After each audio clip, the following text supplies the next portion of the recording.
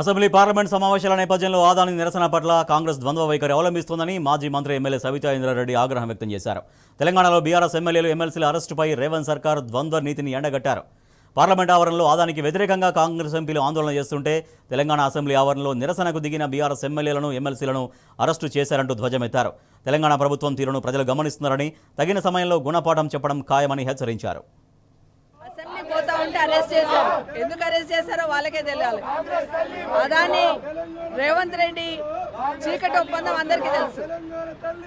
Parliament లో రాహుల్ గాంధీ గారు వాళ్ళ టీం అందరు కూడా ఎంపీలందరూ కూడా అదాని గారి ఫోటో, మోడీ గారి ఫోటో వేసుకొని పోతే అలౌ చేశారు లోపలికి. మరి అక్కడొక నీతి ఇక్కడొక నీతినా?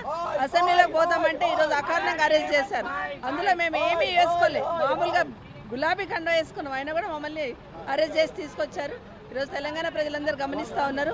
అదాని గారికి ఈ రాష్ట్ర ముఖ్యమంత్రి గారికి ఉన్న చీకటి ఒప్పందం ఏందో అది బట్టబయలు చేయాల్సిన అవసరం ఉంది.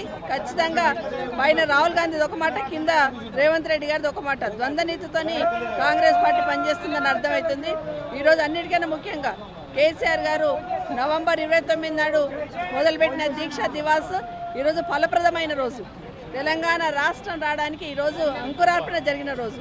నిజంగా కేసీఆర్ గారికి మరొకసారి తెలంగాణ రాష్ట్ర ప్రజలందరి తరఫున ధన్యవాదాలు తెలియజేస్తూ, బీఆర్ఎస్ పార్టీ ప్రశ్నిస్తుందని ఒకే ఒక దాంతో ఈరోజు మమ్మల్ని అరెస్ట్ చేసి ఇక్కడ తీసుకురావడం జరుగుతుంది. అసెంబ్లీలోకి వెళ్లకుండా ఎమ్మెల్యేలను ఎమ్మెల్సీలను అడ్డుకోవడం అన్నది అప్రజాస్వామికం. అసెంబ్లీలో ప్రజల తరఫున మా వాయిస్ మేము వినిపిస్తాం. తప్పకుండా ఇవాళ తెలంగాణ ప్రజలందరూ అనుకుంటున్నటువంటి అదాని రేవంత్ బంధుత్వం ఏదైతే ఉందో దాన్ని ఎండగడతాం. అనేకమైన ప్రజా సమస్యల మీద ఇవాళ మాట్లాడాలి. మమ్మల్ని అసెంబ్లీలో పోకపోవడం చాలా దారుణం. స్పీకర్ గారు ఈ విషయంలో చొరవ తీసుకోవాలి. జై తెలంగాణ.